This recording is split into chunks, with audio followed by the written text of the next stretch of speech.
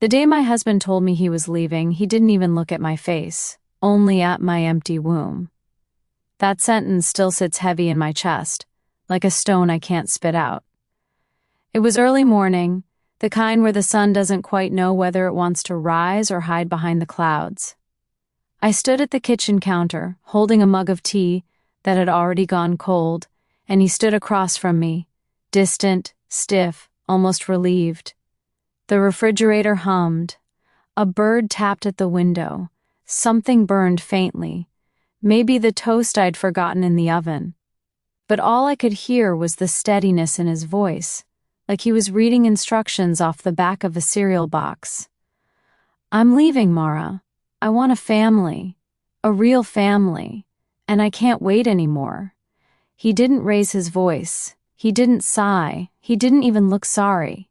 He just placed his keys on the counter like he was setting down the last piece of a puzzle he no longer wanted to finish. Funny thing is, I didn't cry. Not then. I didn't shout or ask him how he could throw 8 years away so easily. I didn't even ask him who she was, though deep down a woman always knows when another shadow has entered her marriage. Instead, I felt something inside me go quiet. It wasn't numbness. Numbness is too gentle of a word. No.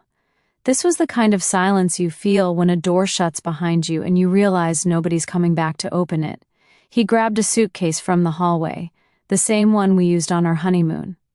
I watched as the zipper struggled over the bulge of neatly ironed shirts. Shirts I had washed, folded, laid out. He didn't say goodbye, just pulled the door open, and for a moment I caught a whiff of his cologne. Cedar and something sharp underneath. Then he was gone. People imagine heartbreak as dramatic, screaming, breaking plates, running out into the rain. Mine was just stillness, like watching dust float in a beam of sunlight after someone has walked out of the room. But that moment didn't come out of nowhere. No story ever starts where the pain begins. Before the cracks appeared, life used to be soft, predictable, the kind of ordinary that feels safe until you take it for granted. Our little house in Brookdale was nothing fancy, but it held the kind of routine that wraps around you like a warm blanket. The mail truck came at 9:15 every morning. Mrs. Henderson's cat curled up on our porch whether we welcomed it or not. Children rode their bikes past our driveway, leaving chalk dust and laughter behind them. Inside, mornings followed the same rhythm. I'd pack Daniel's lunch, turkey sandwich, a yogurt, sometimes a small note I slipped into the corner. He rarely mentioned them, but every now and then, I'd find them tucked in his desk drawer, unfolded but saved. That used to mean something to me. He'd kiss my cheek in that quick, distracted way of his, grab his work bag, and leave for the insurance office. I'd watch him pull out of the driveway, his hand always tapping lightly on the steering wheel. That was one of the tiny details I loved about him. He always found a rhythm, even in silence. My work came from home, bookkeeping for small businesses. Numbers were loyal, honest. They stayed where you placed them. They didn't lie or drift or suddenly decide they wanted something else. I liked that. Evenings were simple. I cooked. He ate. We watched whatever show happened to come on. He'd fall asleep with the remote in his hand, and I'd gently take it from him and turn off the TV. Some nights, I'd lie there next to him, listening to his breathing. I'd place my hand on my stomach, wondering why something so natural for others felt like an unreachable miracle for me. The doctors said unexplained fertility, which is just a polite way of saying we don't know what's wrong, but something is. Every month I told myself it would be different. Every month the disappointment came, quiet but heavy. And slowly, almost invisibly, Daniel's warmth began to cool. He never said it out loud, but it showed in small things. How he'd turn away when he saw pregnancy announcements on social media. How he stopped holding my hand when we walked past the playground. How the corner of his mouth would twitch when someone asked when we planned to have kids. And I'd always answer with a smile I'd practiced in the mirror, the kind that said we're fine even when we weren't. Once, at his sister's baby shower, I caught him staring at a newborn with a softness I hadn't seen in a long time. A softness he no longer had when he looked at me. His fingers tightened around the gift bag he was holding, knuckles going white, and he excused himself to the backyard. I found him there, staring into the neighbor's trees like he was looking for something he'd already lost.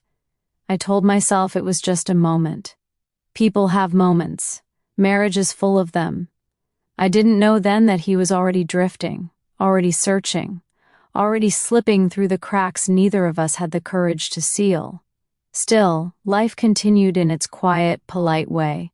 Sunday dinners with my mother, cookouts with his family, grocery runs where he pushed the cart and I picked out produce. On the surface, everything looked the same, but every now and then I'd catch him watching me. Not with love, not with anger, but with a kind of tired disappointment, the kind that feels heavier than any argument. And then one afternoon, something small happened. Something so minor I nearly missed it. But that was where the unraveling truly began. Not with shouting, not with confessions, not with bags packed in the hallway, just a tiny shift, barely noticeable, but enough to make my heart pause in my chest, enough to whisper the truth I wasn't ready to hear. And that was the start of everything. Not a message, not a call, just the way he began placing it face down on every surface. At first, I didn't think anything of it. People do that all the time. But Daniel wasn't one of those people. He used to.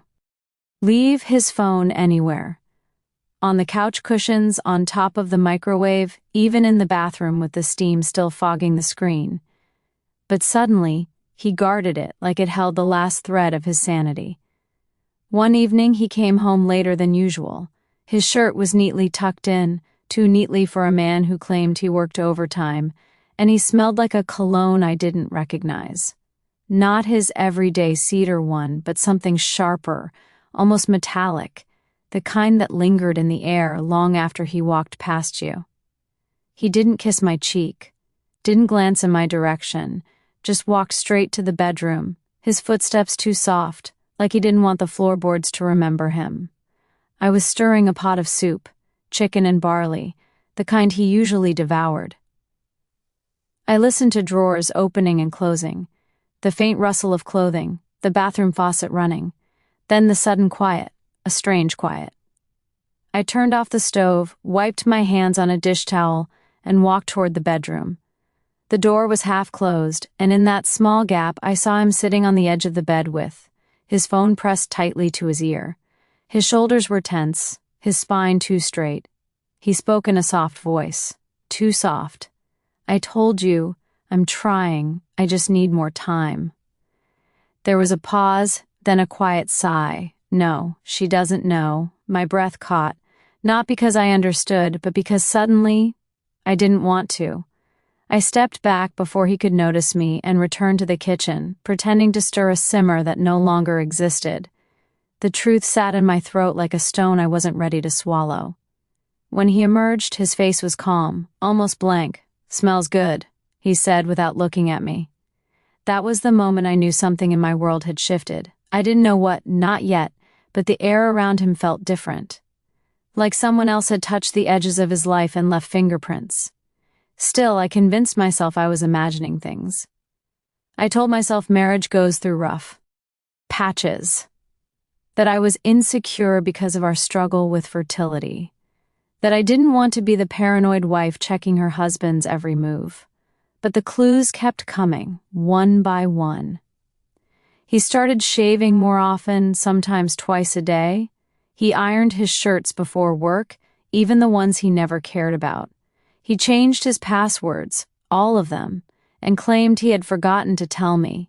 He spent more time away from home, meetings, late calls, company dinners. His explanations were so smooth they almost sounded rehearsed. Still, I held on, because that's what wives do when their world starts shifting.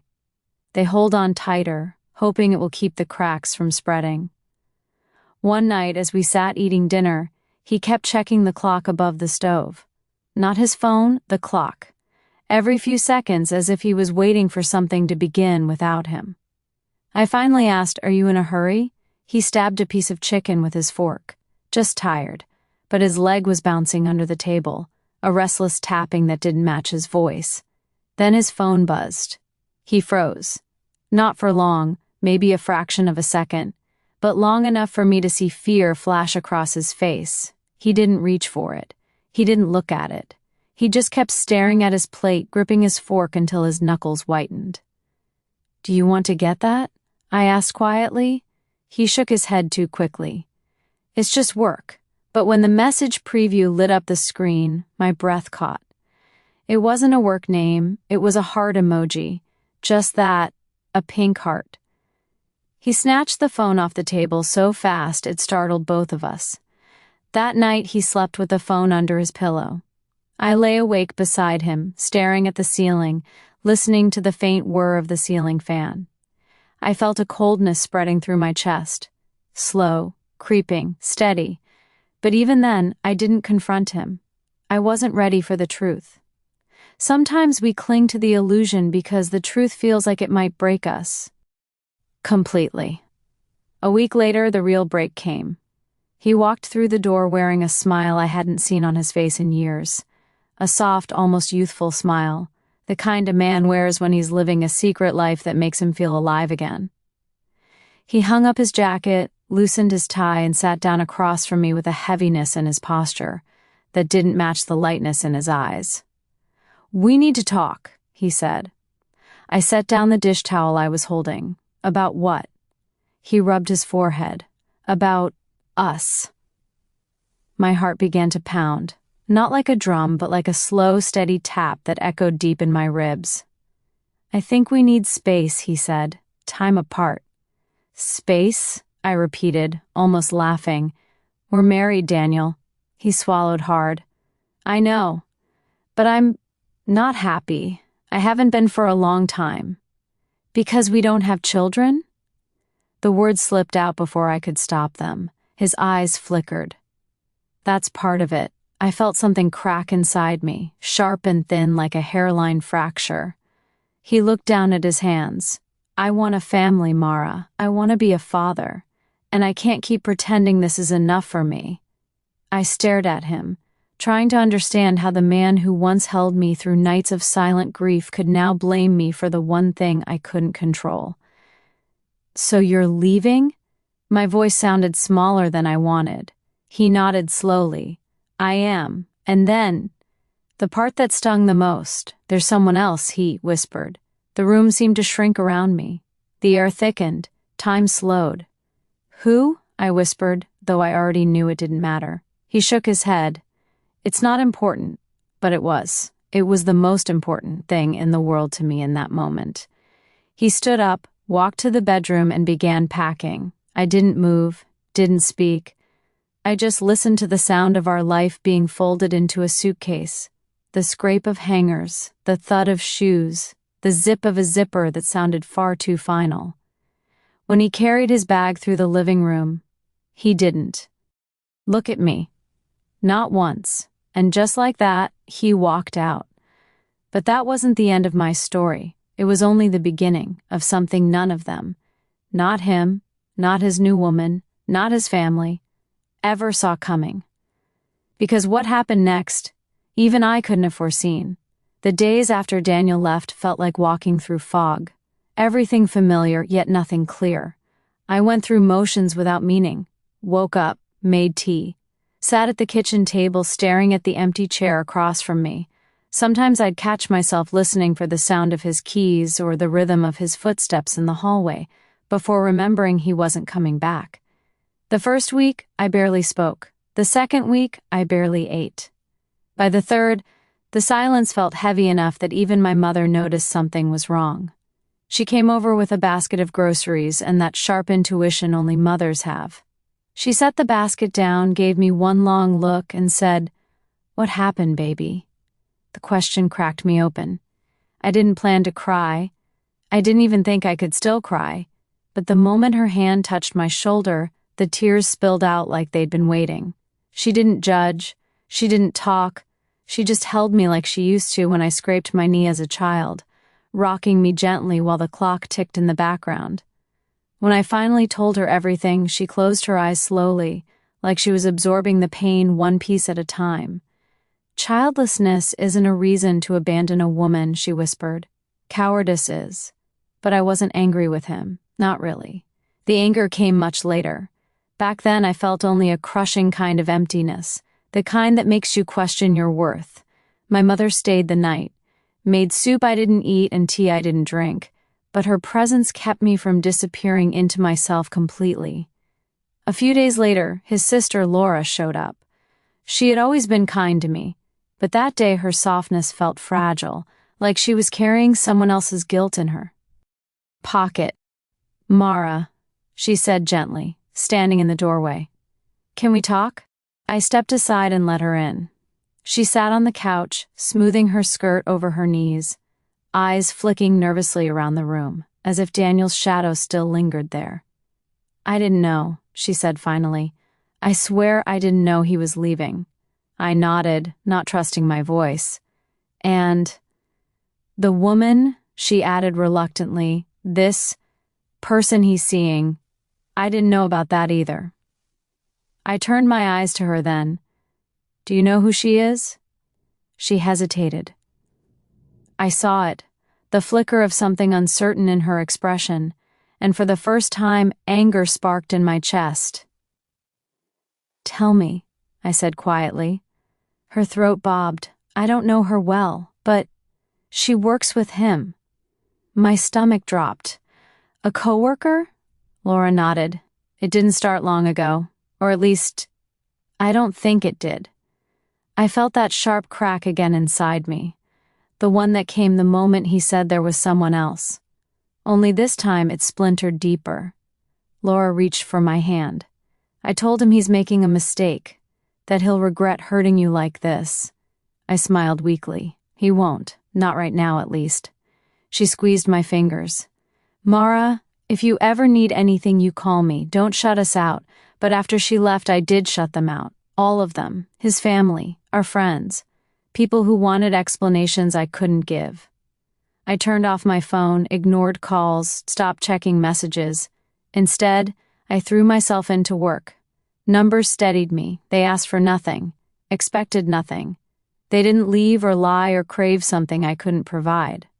Months passed like that, slow, quiet, almost suspended. And then, something happened that broke the monotony of my days. One evening in September, I fainted, right in my kitchen, while reaching for a glass of water. When I woke up, my heart was racing, my head pounding. I brushed it off as exhaustion or stress. But when it happened again 2 days later, I forced myself to see a doctor.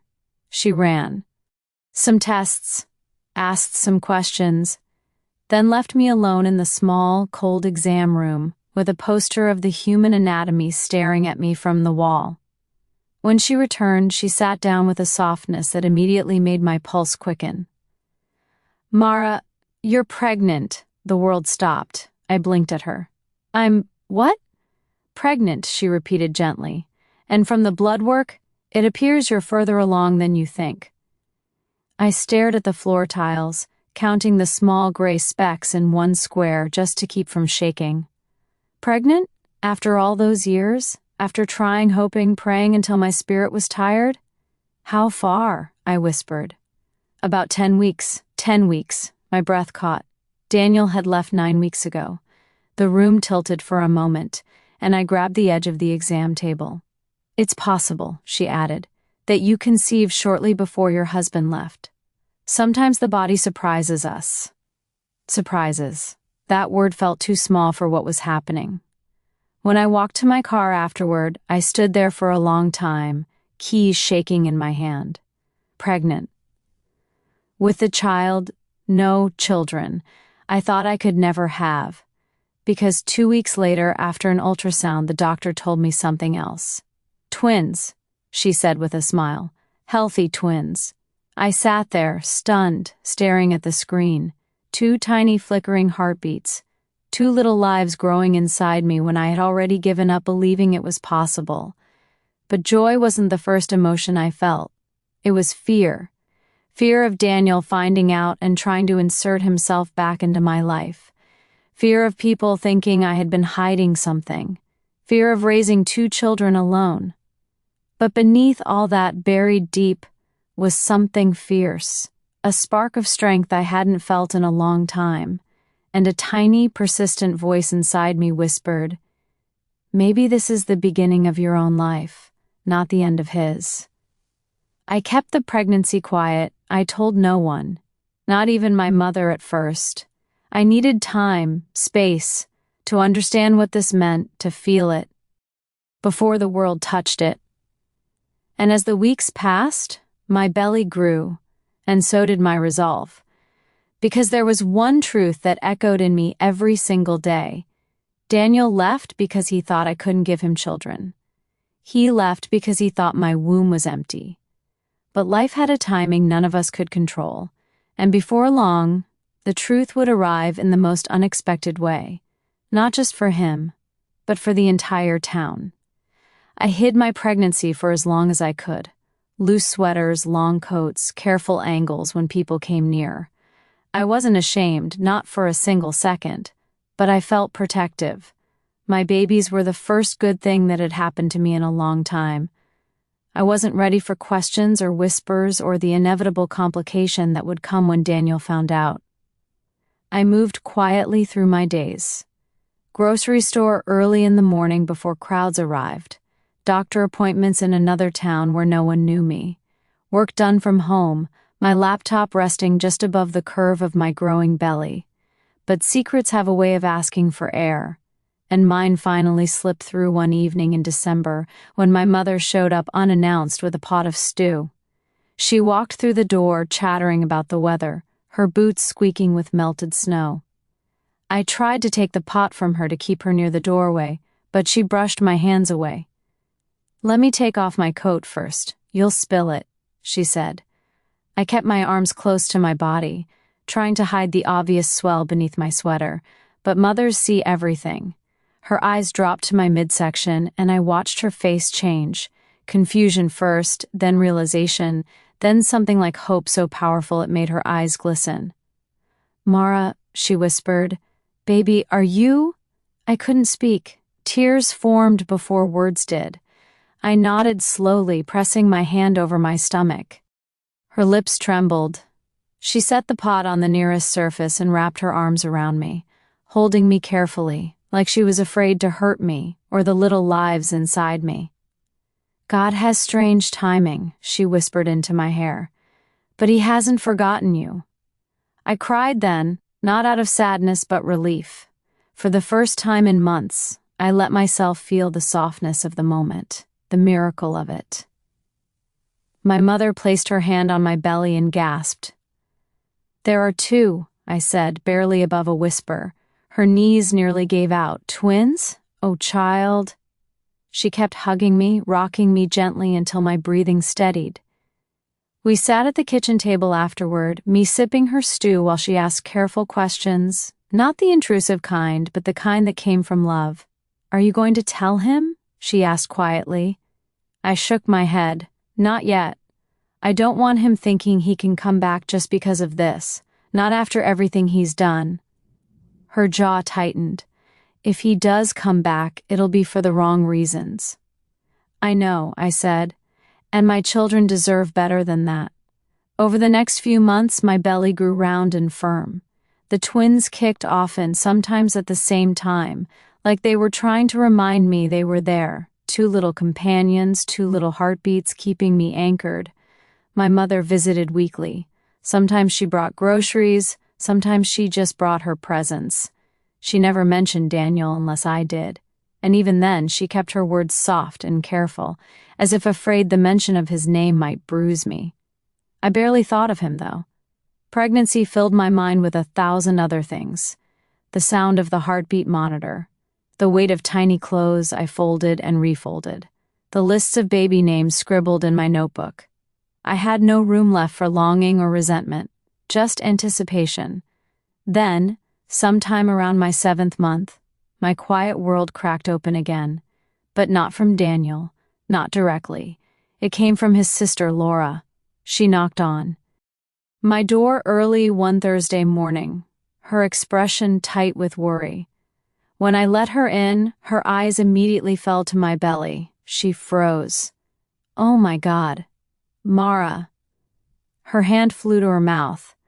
You're pregnant? I nodded, one hand instinctively supporting my stomach. Her eyes filled instantly. Why didn't you tell me? I wasn't ready, I said softly. She reached out hesitantly, and when I nodded, she placed her hand gently on my belly. The twins kicked as if greeting her. She laughed through tears. Twins? She whispered. I nodded again. She sank into a chair. He doesn't know, does he? No, I said quietly. And I don't plan to tell him until I decide it's right. She wiped her cheeks. He's not doing well, Mara. I blinked. Excuse me? She sighed, folding her hands in her lap. He thought he'd be happier, thought that woman could give him everything he wanted, but it hasn't been what he expected. Pain flickered somewhere deep in me, but it didn't burn like before. It was distant, dull, almost unimportant. Why are you telling me this? I asked gently. Because, she looked at me with eyes so full of apology it almost hurt to see. He's still my brother. And you'll always be someone I care about. I took a deep breath. Laura, he made his choice. She nodded. I know. And I'm not trying to redeem him. I just want you to know the truth. He left thinking you couldn't give him children. Her voice broke. And here you are, carrying his too. The irony hung in the air, sharp and heavy. She reached across the table and squeezed my hand. Whatever you choose to do, I'll support you. I believed her. Laura had always been the gentler one in his family, but something else happened that day. Something that would matter later. As she was leaving, she turned back and said, Mara, people are starting to talk. My heart stopped. Talk about what? She hesitated. About him. About that woman. About the situation. I narrowed my eyes. What situation? She swallowed. They broke up. I blinked, slowly. They what? He thought she'd give him the life he wanted. She didn't. They ended things a few weeks ago. A strange feeling washed through me. Not satisfaction, not anger, just clarity. People who build happiness at the cost of others rarely hold on to it for long. I nodded slowly. Thank you for telling me. She hugged me carefully, her arms circling my belly like she was protecting all three of us. After she left, I stood in the quiet house, one hand resting over my babies. He was alone now. I didn't wish him pain, but I didn't feel sorry for him either. Life has a way of delivering lessons at the exact right time, not a minute earlier. Mine had come in the form of 2 tiny heartbeats. His, I suspected, was still on the way, and neither of us knew that soon, very soon, the whole town would find out the truth, not because I told them, but because of what happened next. The day everything came crashing into the open started like any other. A gentle morning, light rain tapping on the windows, me sitting on the edge of my bed rubbing slow circles on my belly as the twins rolled beneath my hand. I had reached that stage of pregnancy where moving felt like navigating with a watermelon strapped to my stomach. But I didn't mind. Every discomfort was a reminder of what I almost lost. I had an appointment with my OB that morning. My mother insisted on coming, of course. She said she wanted to hear the baby's heartbeats again. Said the sound strengthened her faith. I didn't argue. If anything, her presence made the world feel softer. We drove to the clinic in the nearby town. The rain had stopped by then, leaving the roads slick and glistening like sheets of polished stone. When I walked into the waiting room, a few pregnant women sat with partners beside them, hands intertwined, shoulders leaning together. I felt their glances, but I didn't shrink, not anymore. I held my head high, hand resting over my belly, breathing in deep and slow. A nurse called my name gently. Mara? We're ready for you. The checkup went smoothly. Heartbeat strong, babies growing well, everything measuring perfectly. My doctor smiled, placing a hand on my shoulder. You're doing beautifully, she said. Not long now. Her words warmed me. I was ready. ready to meet them, ready to start a new life, ready for whatever motherhood would demand. I thought the day would end quietly after that. But fate had a different plan. On our way home, my mother suggested we stop at the small grocery store in Brookdale. I needed bread and a few things for dinner, so I agreed. We parked, stepped out into the cool air, and made our way inside. It happened as soon as I reached the produce aisle. A soft voice behind me said, "Mara?" I turned. Laura. Her eyes widened when she saw the size of my belly. Bigger now, the twin sitting high and heavy. She rushed toward me, hugging me gently but warmly. "Oh, honey," she breathed. "You're almost due." I smiled. A few more weeks. My mother greeted her politely, and the three of us chatted for a moment. Small conversations about baby names and cravings and how I was sleeping. Then the air in the aisle shifted. You know that feeling when the temperature drops, like a shadow passing over the sun? That's exactly what it felt like. Because when I turned my head, Daniel was standing at the other end of the aisle, holding a basket, frozen in place, staring at me like he'd seen a ghost. For a long moment, none of us moved. His eyes traveled from my face, down to my belly, then back up again. I watched his expression fold. Confusion first, then disbelief, then a raw, unfiltered pain I never expected to see. He stepped forward slowly, basket dangling from his hand. "Mara?" His voice cracked. "You're pregnant?" My chest tightened, but not from fear. "Not anymore." "Yes," I said quietly. He blinked hard, swallowing as if it hurt. "Since when?" My mother stepped closer to me, protective as a lioness, but I lifted my hand gently to stop her. "I could handle this." "About 8 months," I said. Daniel's knees wavered. I saw him grip the shelf beside him for support. People in the aisle paused, sensing tension but pretending not to stare. He breathed out a shaky whisper. Eight months? That means, it means what it means," I cut in softly. He closed his eyes, exhaling sharply. I didn't know. God, I didn't know. I watched him struggle with that truth, how he had walked away, how he had chosen another woman, how he had built a new life thinking I couldn't give him children, only to find out I had been carrying two lives he didn't even bother to wait for. "Why didn't you tell me?" he asked, voice barely steady. My mother stiffened beside me, but I kept my gaze steady. "Because you left," I said gently. "You left before you gave me a chance to speak." He ran a trembling hand over his face. I made a mistake." My stomach tightened, not from the babies but from the weight of his words. Too little. Too late. Behind him, a woman turned the corner, the one he left me for, the coworker. I recognized her from a picture Laura had once shown me by accident. She froze when she saw us, her lips parting slightly. Daniel didn't turn. He didn't even notice her. His eyes were locked on me, desperation simmering beneath the surface. "Mara, please," he whispered. "Can we talk? Just talk?" Every pair of eyes in the aisle was on us now. The town was small. Gossip traveled fast.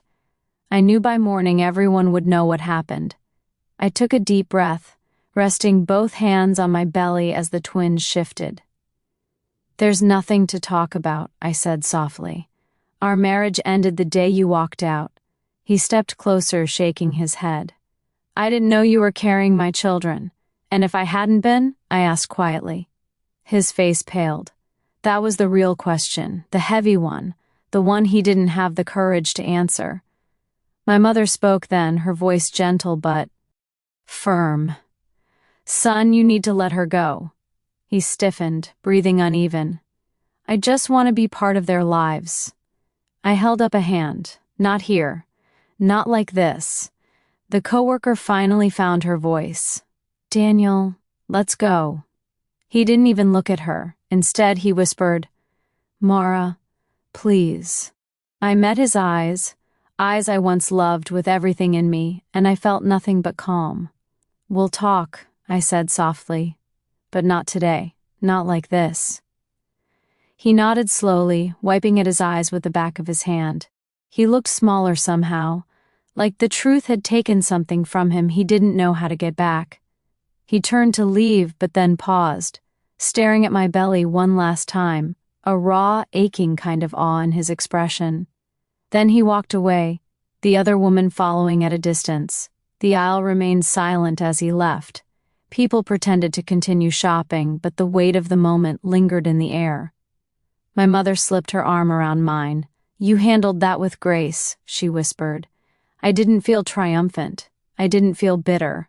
I felt steady. Because for the first time since my world fell apart, I wasn't the broken one in the story. I was the one standing. And this very public moment, was only the beginning of consequences none of them were prepared for. After that day in the grocery store, word spread faster than I could have imagined. The town is small, the kind of place where nothing stays secret and everyone knows everyone's business. By evening, my phone was flooded with messages, some from friends, some from distant relatives, and a few from complete strangers who had somehow learned of my pregnancy. Most messages were kind, congratulations, blessings, prayers. A few were whispers of judgment. Is it true? Or so he left you, and now this. I didn't read them all. I let my mother sort through the ones she thought I should see. At home, I moved with a calm I hadn't known I could carry. I spent my days preparing for the twins, cribs, blankets, tiny socks. That felt impossibly delicate in my hands. Each item reminded me of what I was building, a life that belonged to me, not to him, not to anyone else. But Daniel didn't disappear entirely. A week after the grocery store encounter, he sent a message. "Mara, I want to see them. I want to meet my children." I read the message 3 times. My hands were steady, but my stomach twisted. I could almost feel the twins shifting, sensing my tension. I didn't respond immediately. I needed clarity. I needed distance. Finally, I typed, "Not yet. I will contact you when the time is right." I pressed send and placed the phone face down, feeling a strange mixture of relief and finality. Then came the day the newspaper ran a small story, a human interest piece about me. The headline was simple: "Local woman expecting twins after heartbreak." I stared at the printed words in disbelief. My private life, laid bare, not by my choice. People I barely knew sent messages. Old acquaintances called. Even some of Daniel's relatives reached out to me, some apologetic, some cautious. Laura came over again, shaking her head in disbelief. "They're talking about you in the store, Mara. Even at work, people can't stop whispering." I smiled faintly. Let them whisper. They're talking about life, not judgment. She studied me closely. "You're handling this better than I expected." "I've learned," I said quietly. "Pain doesn't have to define us. It can shape us, yes, but it doesn't own us." By the time I was 8 months along, the hospital was ready to admit me for the birth. My mother insisted on staying the night before labor. We turned the small bedroom into a nest. Blankets, pillows, soft music in the background. The scent of lavender hung lightly in the air. That night, I lay awake, hand on my belly. I could feel the twins stirring, tiny nudges, gentle kicks that felt like messages. "We're here. We're ready." I thought of Daniel briefly, but it wasn't longing. It was acknowledgement, the quiet, understanding that life had moved past him and toward something else. Something bigger than my grief or his mistakes. Morning came, and contractions began. They were steady, slow at first, like waves lapping at the shore, then quickened, urgent. My mother held my hand through every surge, whispering encouragement, her presence a calm tether in the storm. Hours later, the sound of tiny cries filled the delivery room. 2, loud and insistent, demanding to be heard. I held them close, 1 in each arm, and for the first time in years I felt whole. They were perfect. Small, warm, and so alive. I whispered their names softly, feeling the weight of life and love in every syllable. Later that day, Daniel called. I didn't answer. The hospital staff whispered he had tried to see me, tried to insist on being present. I let them know firmly, not today, not ever without my terms. He would have his moment eventually, but it would not be at the expense of my peace. I sent Laura a picture of the twins. She wept quietly on the other end of the phone. "They're beautiful," she said. "You're beautiful." And I believed her. Over the next few weeks, life settled into a rhythm. Feedings, diaper changes, tiny cries and coos. A world of chaos that somehow felt orderly. Every kick, every sigh, every wrinkled brow reminded me of what I had endured and what I had gained. Daniel eventually reached out again, more politely this time. He asked for a meeting, to see the twins, to understand his role. I considered it. For a moment the old fear flickered, but I remembered the strength I had felt holding my children, the sense of completeness that no one could take away. When I finally agreed, I set terms, supervised, brief, and on my turf. He arrived, nervous, pale, uncertain. When he saw them, my two tiny, perfect babies, his eyes filled with something I recognized, regret. Not shame, not apology, not love, just regret. He whispered their names haltingly, afraid of breaking the moment, and I watched, my heart steady, my voice calm. "They are safe," I said softly. "They are loved, and they will grow knowing their worth comes from within, not from the choices of their father." He nodded, swallowing hard. His gaze flicked between the two of them, and I saw a flash of understanding. Not all lessons are learned in time, not all wounds are repairable. He left quietly, and I held my children closer, listening to their small breaths, feeling their tiny hearts beat against mine. In that moment, I understood something profound. Life doesn't always go as we plan. It doesn't always give us the story we expect. But it does give us the chance to reclaim it, to build from pain into beauty, from heartbreak into hope. And that's exactly what I had done. The weeks after bringing the twins home passed in a blur of bottles, lullabies, and the quiet hum of domestic life. The house felt alive again, not with arguments or empty rooms, but with tiny, insistent lives demanding love, attention, and care. I learned the rhythm of feeding times, the subtle signs of sleepiness, the unique way each child cried.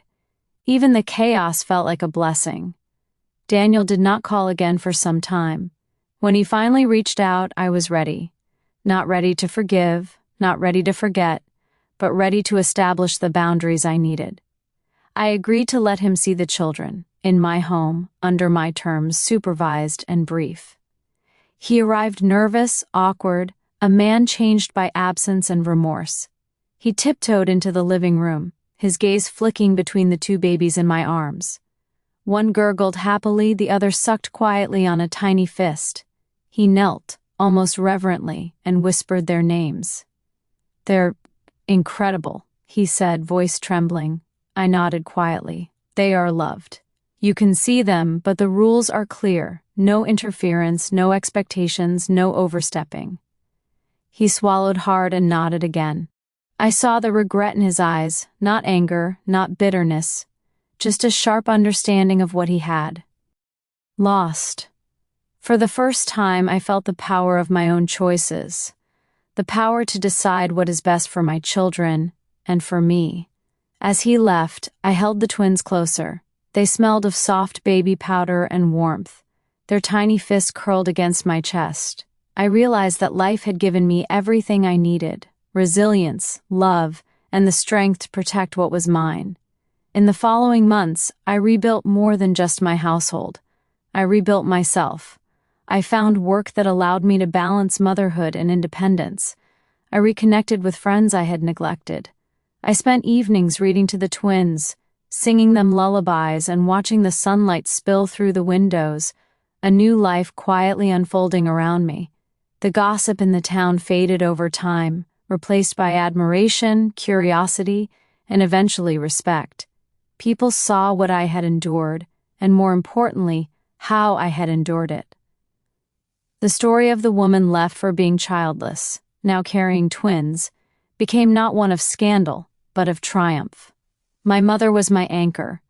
She never stopped reminding me that strength doesn't mean the absence of pain, but the ability to move through it. I would sit with her on the porch, twins cradled in my arms, watching the sunset, feeling the weight of life in a way that was no longer heavy, but grounding. Daniel did make attempts to be part of the twins' lives, but always on my terms. Slowly, cautiously, he learned to respect boundaries. There were no grand gestures, no reconciliations.